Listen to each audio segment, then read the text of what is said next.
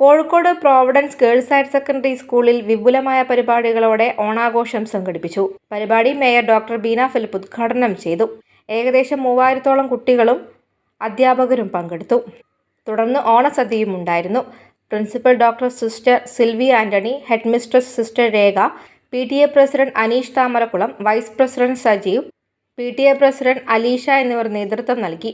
Ward councillor Alphonse teacher, മുൻ PTA പ്രസിഡന്റുമാരായ advocate Mathew Kattikkana, Ramesh തുടങ്ങിയവർ പങ്കെടുത്തു. News bureau, Kozhikode.